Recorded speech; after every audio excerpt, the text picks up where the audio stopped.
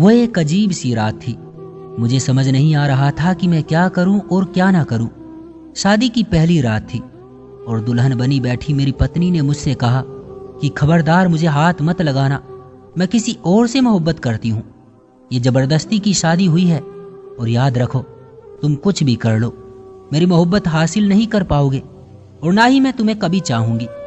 उसकी आंखों में आंसू थे। मैं हैरान और परेशान पागलों की तरह उसे देखने लगा और सोचने लगा कि ये क्या हो गया है इसे। हे ऊपर वाले, ये कैसी परीक्षा है। मुझे डर था, बहुत ज्यादा डर, समाज का डर, खानदान वालों का डर। मैं एक मिडिल क्लास फैमिली से संबंध रखता हूँ और ऐसी ऊंच नीच पर हमारे यहाँ इज्जत की अर्थ ही निकल जाती है। सोच रहा था अगर ये घर गई और वापस ना आई तो मेरी इज्जत का क्या होगा। क्या पता ये अपने घर ये ही ना कह दे कि ये नामर्द है, इससे शादी खत्म करवाओ।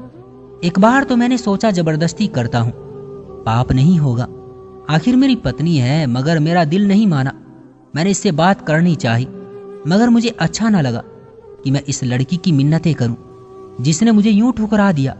अगर इसे किसी और से मोहब्बत थी तो शादी के लिए हाँ ही ना करती, या मुझसे ही बता देती, मैं इससे खुद ही रिश्ता खत्म कर देता। बात शादी तक ना बढ़ती, कम से कम मेरी जिंदगी बर्बाद तो ना होती। मैं शादी पर सारी जमा पूंजी लगा चुका था। खैर, मेरी पत्नी अपने घर चली गई। कोई बात नहीं हुई। 3 दिन तक कोई हलचल नहीं हुई। 3 दिन बाद उसकी माँ की कॉल आई कि बेटा तुम क्यों नहीं आए अपनी पत्नी को लेने। तो मैं लेने चला गया। मैंने वहां भी कोई बात नहीं की। हम वापस घर आ गए। मेरी पत्नी मेरे सामने तो नहीं, लेकिन बाहर जाकर या घर की छत पर जाकर हर रात को किसी से बातें करती थी। मैंने इससे पूछा तक नहीं वो किससे बातें करती है, कौन है वो।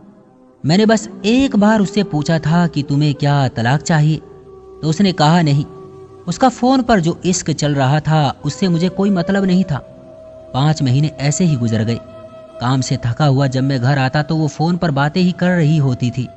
एक रात में सोया हुआ था कि मेरे फोन की घंटी बजी। फोन मेरे दोस्त का था। उसने मुझसे कहा कि तुम्हारी पत्नी किसी और गैर मर्द के साथ फला होटल पर बैठी है। मुझे पहले तो यकीन नहीं आया, लेकिन जब अपनी पत्नी को घर ना पाया तो बहुत गुस्सा आया, इतना कि मुझे दिमाग फटता हुआ महसूस हुआ। मैंने उसकी इज्जत रखी, किसी को कुछ न बताया, लेकिन उसने मेरी इज्जत न रखी। मैं होटल की तरफ चल दिया। सारे रास्ते खुद को तसल्ली देता रहा। वहां उसको किसी और गैर मर्द के साथ बैठा देखा तो मैंने अपनी पत्नी को आवाज दी और कहा चलो घर चलो। वो चुपचाप घर आ गई। घर लाकर उसे मैंने एक जोरदार थप्पड़ मारा कि मेरी उंगलियां उसके गालों पर छप सी गई और उसको कहा अब तुम अपने घर दफा हो जाओ। आज से मेरी तरफ से तुम आजाद हो। जब तुम्हें तलाक चाहिए तो मुझे बता देना, मगर मेरे साथ तुम मेरे घर में हरगिज नहीं रह सकती। मेरी पत्नी आज भी मायके अपने घर में है और हमारी तलाक हो गई। और हाँ, जिसके इश्क में वो पागल थी उसने इसको अपनाया ही नहीं, अपना मतलब निकाल कर भाग गया। एक दिन रोते हुए उसकी कॉल आई थी कि मुझे माफ कर दो, बस भले ही मुझे अपने पास जगह ना दो, लेकिन मुझे अपने दिल से मत निकालना। ये मेरी आखिरी ख्वाहिश पूरी कर दो। मैंने इसकी आखिरी ख्वाहिश का मान रखा। उसके बारे में कभी किसी को कुछ गलत नहीं बताया।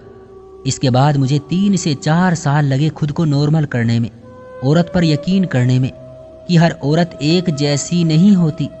फिर आखिर मैंने दूसरी लड़की से शादी कर ली। अब मेरे 3 बच्चे हैं। मेरी ये दूसरी पत्नी बहुत अच्छी और संस्कारी निकली। मैं जरा सा भी परेशान हो जाऊं तो मेरी पत्नी की नींद उड़ जाती है।